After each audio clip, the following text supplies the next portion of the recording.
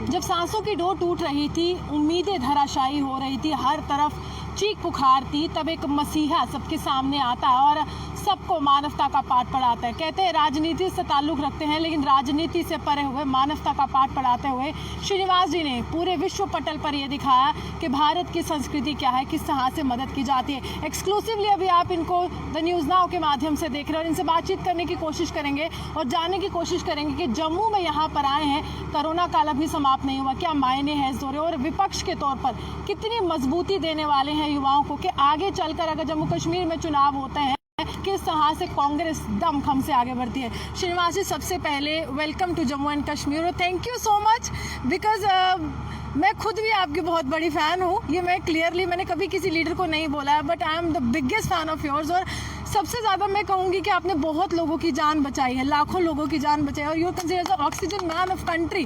तो वो समय कैसा था, क्योंकि आज तो सदन में ये कह रहे हैं कि ऑक्सीजन की कमी से कोई मौत नहीं हुई। श्रीनिवासन जी, वो तस्वीरें क्या थी जब आप लोगों के घरों में जाते थे? मैं थोड़ा वेव 1 से जाना चाहता हूँ, जो जब फरवरी 12 तारीख को राहुल गांधी जी ने जो ट्वीट लगाया था, पूरा देश को जगाने का और सरकार को भी जगाने का उन्हें कोशिश किया। जो इस कोरोना महामारी बड़ी लेवल पे आने वाले हैं, सरकार को उस तरीके की तैयारी करना चाहिए, बट सरकार कहीं ना कहीं उसको सीरियस नहीं लिए। और उसके बाद मार्च 1 को हम लोग को फ़ोन आए, पूरा युवा कांग्रेस साथी लोग हम लोग को फ़ोन आए, ये कोरोना महामारी बड़ी लेवल पे आ सकते हैं, आप लोग तैयारी करो।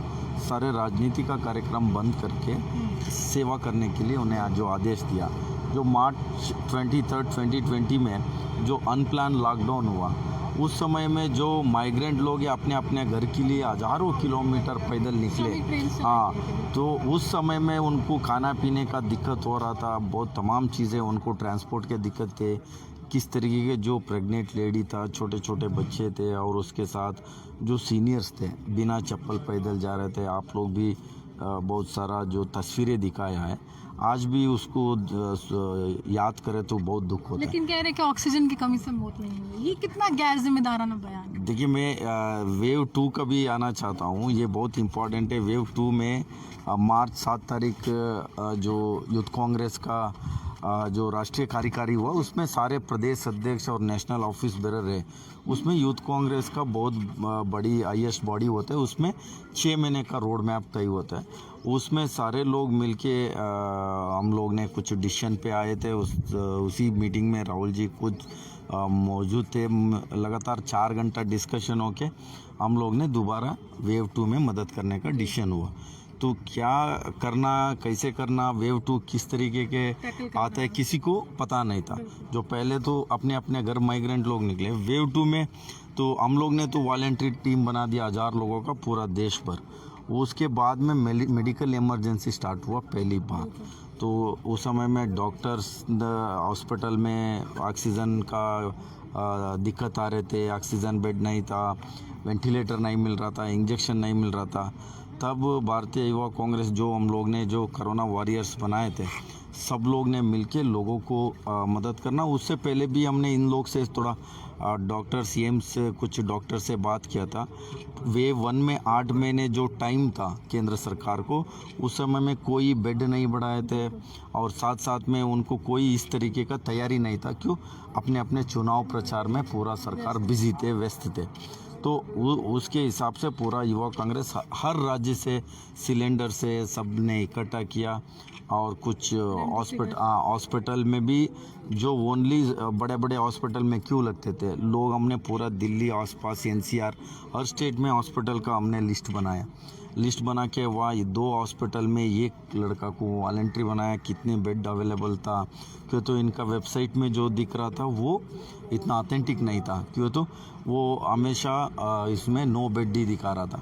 इस तरीके का उनका जो मिसमैनेजमेंट था टोटल इस कोरोना वेव 2 में, इतना मिसमैनेजमेंट हुआ था। उस समय में हम लोग ने लोगों को सेवा करने में लगे थे और राजनीति करने का हमने, राहुल जी का जो आदेश था, राजनीति मत करो, लोगों को सेवा करने का उनका आदेश था।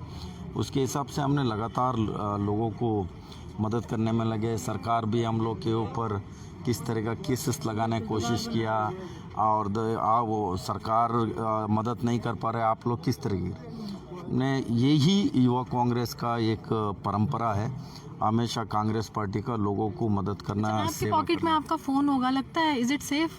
लग रहा है, महसूस हो रहा है, क्योंकि पेगासस का मुद्दा इतना गरमा रहा है, विपक्ष लगातार इसको उछाल रहा है, लेकिन भारत सरकार ये कह रही है कि ये देश की छवि आप बर्बाद कर रहे हैं अंतर्राष्ट्रीय स्तर पर। सच में छवि बर्बाद कर रहे हैं, युवाओं को समझा रहे हैं कि फोन है, सेफ है या नहीं? सबसे पहले अमित शाह, नरेंद्र मोदी देश का जनता के सामने आके बोलना चाहिए, इजराइल जो कंपनी है पेगासस को, इन लोग ने कॉन्ट्रैक्ट दिया है नहीं दिया है, उसी को अभी तक क्लियरली नहीं बता पा रहा है।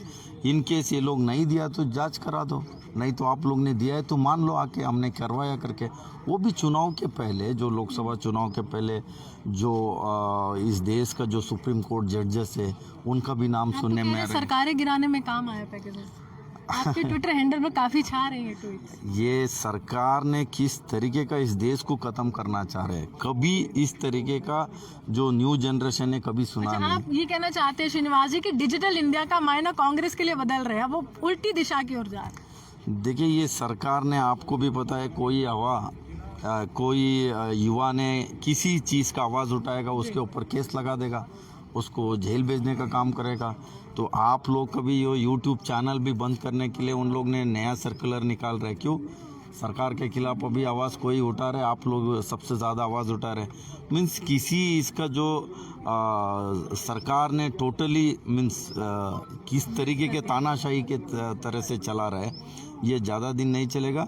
इस समय में पूरा सभी लोग मिलकर इस देश को बचाना है। क्वेश्चन करूंगी क्योंकि मैं लगातार आपको ट्विटर हो, फेसबुक को फॉलो करती रहती हूँ और मुझे अच्छा लगता है, विपक्ष के तौर पर आप काम कर रहे हैं और एक युवा के तौर पर कर रहे हैं। हमारा देश युवा प्रधान है, लेकिन मुझे अभी भी याद है जब दिल्ली पुलिस आपसे पूछताछ कर रही थी, मुझसे भी ज्यादा गुस्सा उदय जी को आया था, हमने बातचीत भी की थी लाइव के माध्यम से। लेकिन अभी पेट्रोल डीजल के जो दाम बढ़ रहे हैं श्रीनिवास जी, उसके कारण कहीं ना कहीं आपको ही यहाँ पर कह रहे हैं कि आपके कारण कांग्रेस की सरकार ने जो ऑयल बॉन्ड लाया था 1 लाख करोड़ से अधिक का जो पूरा भुगतान था, कह रहे कि भारत सरकार ने करना 2026 तक, इसलिए आम जनता तक ये बोझ है। यानी कि कांग्रेस की जो कथनी करनी है उसका बोझ अब आम जनता पर डाल रही है। देखिए, इन लोग को झूठ बोलने के अलावा कुछ जानता नहीं है। इनको नाम बदलना, सेल करना, ये तीनों जानता है, इसके अलावा और कुछ नहीं है।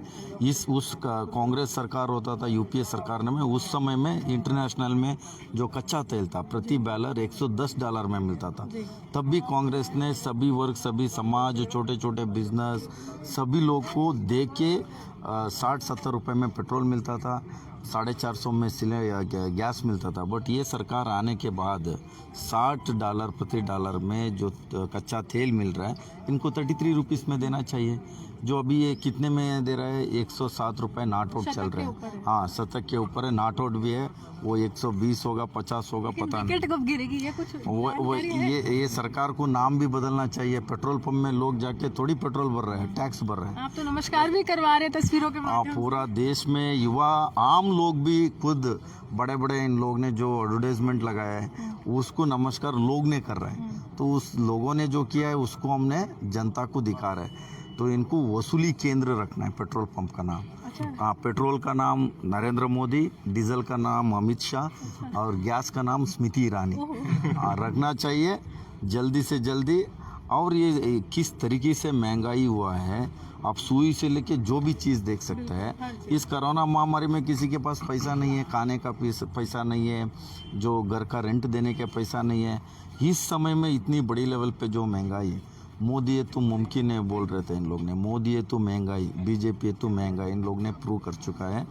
कोई आम लोग किस तरीके के जी रहा है, ये सरकार को सारे स्टेट में किस किस का जॉब लॉस हुआ है उसका लिस्ट बनाना चाहिए उनको। सरकार के तरफ से न्याय स्कीम जो राहुल गांधी जी ने जो पेश किया था, हम लोग ने जो मैनिफेस्ट में, वो 6-6 हज़ार महीने इन लोगों के खाते पे डालना चाहिए। ये सरकार वो सारी चीज़ छोड़ के जो कुछ हमारे दो को मदद करने में लगे, इसके अलावा इनके पास कुछ नहीं है। अभी देश का जनता समझ चुका है, आने वाले दिन में इस देश को बचाने का काम। साफ तौर पर कहते थे कि मोदी है तो मुमकिन है, लेकिन श्रीनिवास जी कह रहे हैं कि मोदी है तो महंगाई है। लेकिन अगर सदन में चर्चा हो तो बेरोजगारी पर हो, कितना अच्छा होता है, महंगाई पर हो तो कितना अच्छा होगा, अर्थव्यवस्था जो डगमगा रही है उस पर हो तो कितना अच्छा होगा। लेकिन कहीं ना कहीं कह रहे हैं अगर ये शहरों के नाम बदल रहे हैं तो हम भी पेट्रोल पंप के नाम बदल देते हैं, हम भी कुछ अन्य नामों से उनको संबोधित करेंगे, क्योंकि देश इस समय परेशानी का सामना कर रहा है। व्यथा है आम आदमी की जो सरकार सुन नहीं रही। आप हमारे से बने रहे, देखते रहते न्यूज़ नाउ, जम्मू से रूहानी की।